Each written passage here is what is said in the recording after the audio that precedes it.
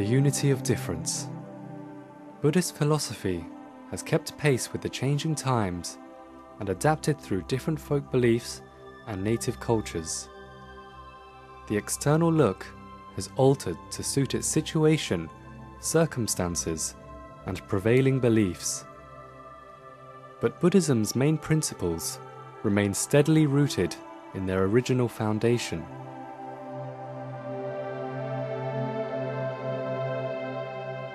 All beings hope to awaken to the truth of eternity and enlightenment, having established themselves in the middle way.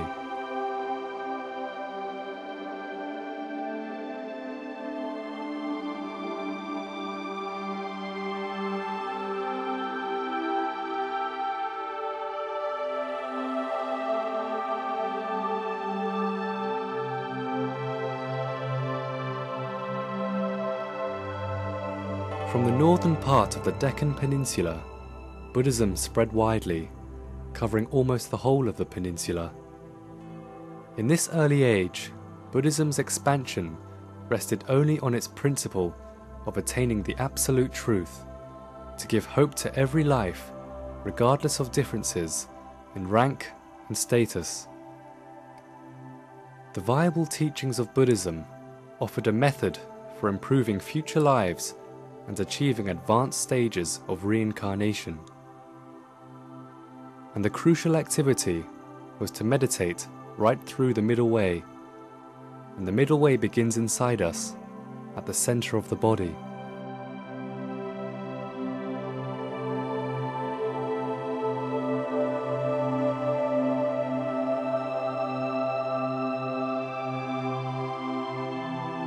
At the time of King Asoka the Great, Buddhism had extended its way downward to Ceylon or Sri Lanka.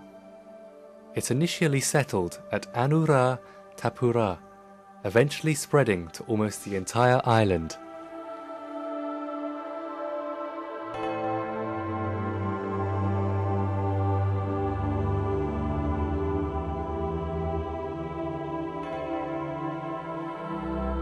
In Sri Lanka, while monks wrap themselves with robes coloured like the dawn, nuns are in pink, so different from the nuns of Southeast Asia, who dress in white. Yes, in pink or in white, it is only colour that distinguishes them from one another. The foundation of truth is still the same.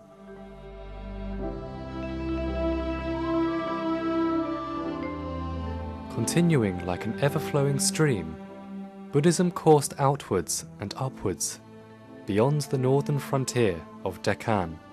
From emperor to emperor, from dynasty to dynasty, from Asoka the Great of the Mauryan dynasty to Kanishka the Great, the Scythian emperor of the Kuchan dynasty, Buddhism continued to expand its influence widely and deeply. Buddhism reached Iran, or ancient Persia, Bactria, Kashmir, and Tibet. It was said that from the knot of the Pamir Plateau, Buddhism flooded out from the Gandhara, the seat of Buddhist civilization.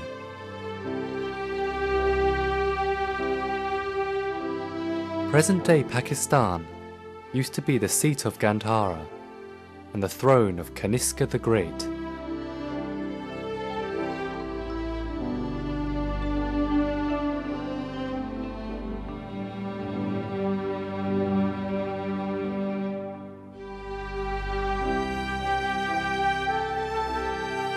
People and products travelled along the silk trade route, and finally, Buddhism made its way to China.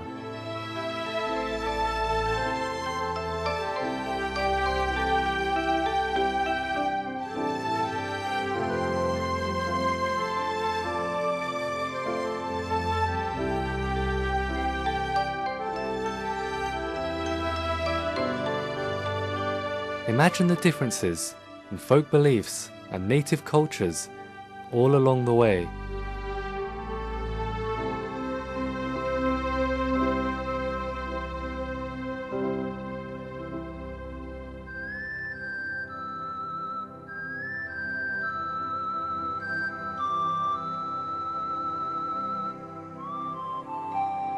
The spread of Buddhism occurred across a myriad of temperatures, valleys, plains and plateaus, deserts and oases. Thus, the dress and diet of Buddhist monks could not maintain its conservative traditions. It changed and must adapt to suit the environment. It is one reason Buddhism had survived. The absolute principle is constant, but the practitioner must transform.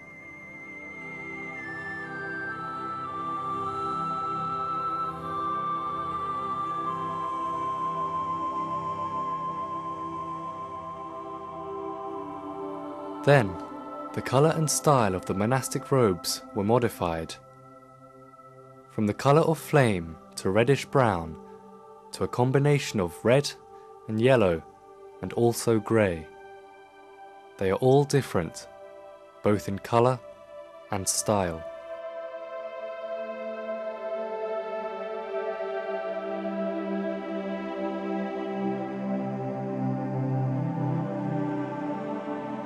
But no matter what colour or styles appear, Buddhists are practicing the same truth, the practical philosophy of absolute truth, taught by the Lord Buddha, Buddhism.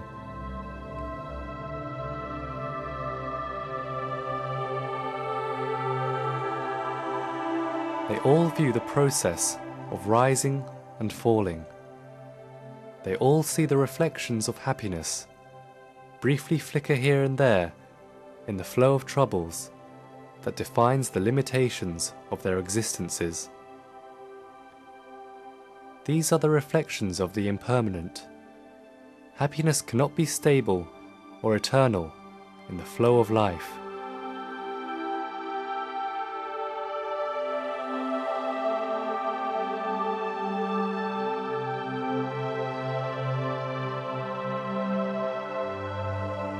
The variations in colours and styles of Buddhist monastic robes tell us that the world deserves real peace and happiness, and Buddhism offers an answer. It is the unity of difference. All take refuge in the absolute truth.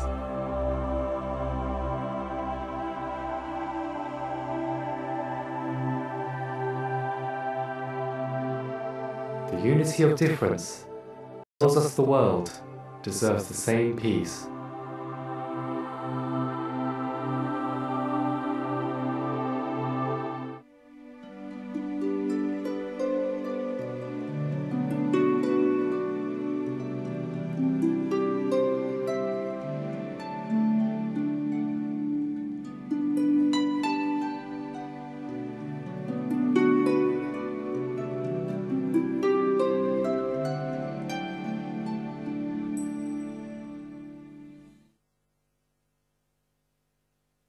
I am here in order to say that we are all the same.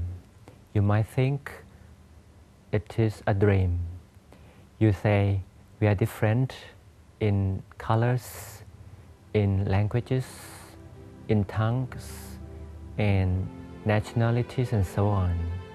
But in reality, we are all the same. Listen to me first. We are all the survivors in samsara, in the travel of darkness. We are all the same because all of us seek for true happiness. And actually, true happiness is one word: peace. We are all the same because we love to have peace. And welcome to the atmosphere of meditation.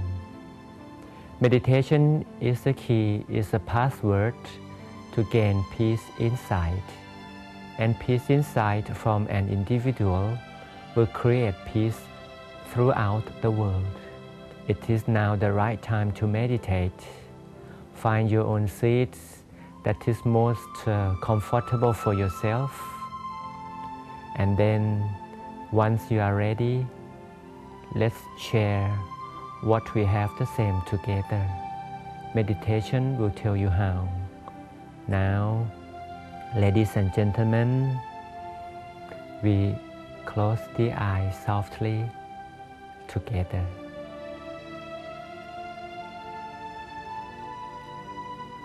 At each minutes and seconds in meditation, we are supposed to relax.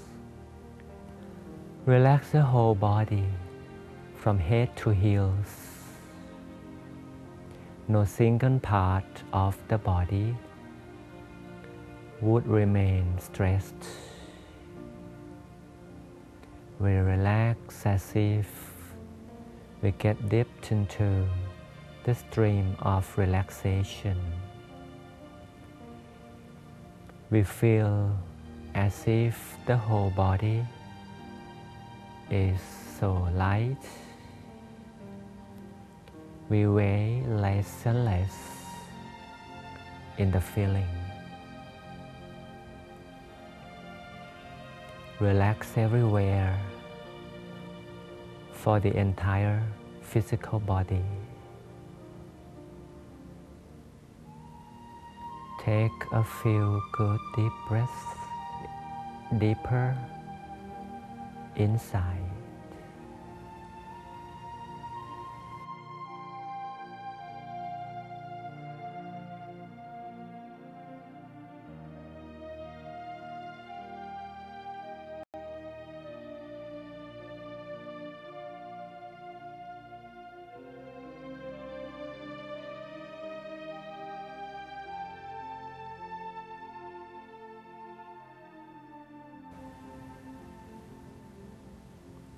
Notice the end of the in-breath that exists in the center of the body. Or we can say it's in the middle of the stomach. This is technically termed the turning point because the in-breath ends here and turns to be the out-breath. The turning point is where the mind will rest here like forever.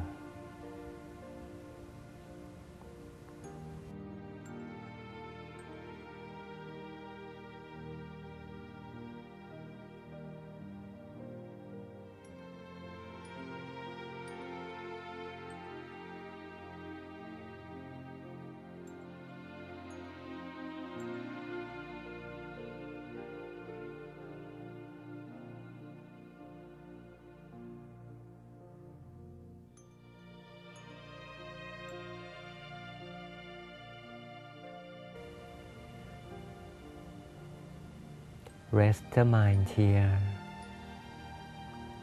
This is the place for peace. As we have learned, as I have told you, we are all the same. This is the point here, the turning point. It's the same for all.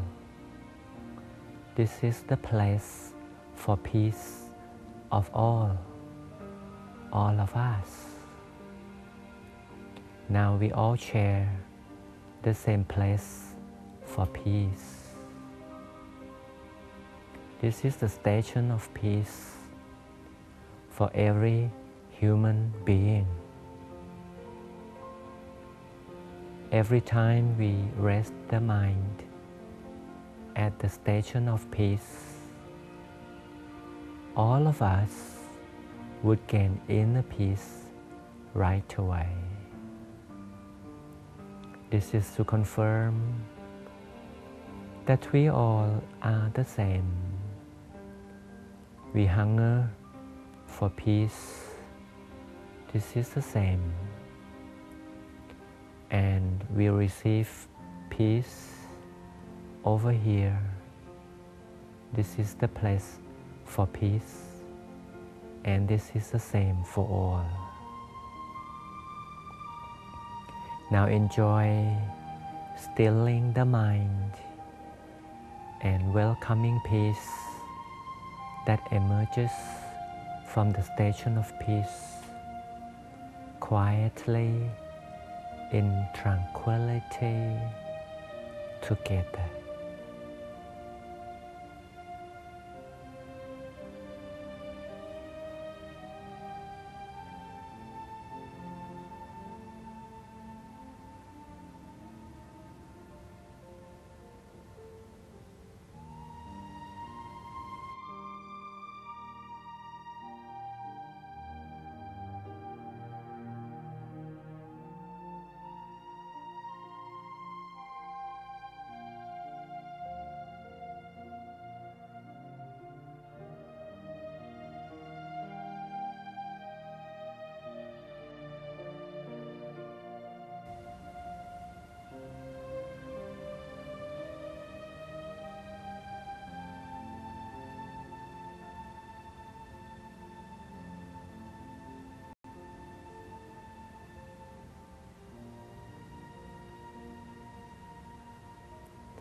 This isn't difficult at all.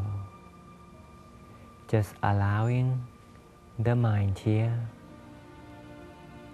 we get peace right away.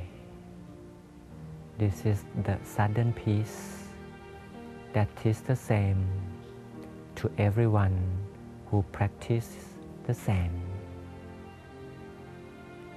Now, noticing peace emerged from the station of peace. As we learned earlier, the shape of the mind is as round as a sphere. Well, the mind is now forming, revealing the shape of a sphere, and it starts to shine well, like the moon is shining in the middle of the dark sky. Well, the mind is now welcoming the shining moon, like in the middle of darkness. The moon in the mind is shining sweetly.